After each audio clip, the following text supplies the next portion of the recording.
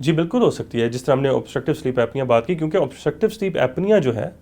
वो आगे फिर कई चीज़ों को जन्म दे सकती है, जिस तरह हाइपरटेंशन है, फालिज है, हार्ट अटैक है, ये सब की रूट कॉज बन सकती है क्योंकि बॉडी स्ट्रेस में जा रही है, स्लीप पूरी नहीं हो रही। और कार्बन डाइऑक्साइड जो है वो अपना एक ज़ख़ीरा बना रही है ना, फिर आप सही तरह उसको निकाल भी नहीं पा रहे,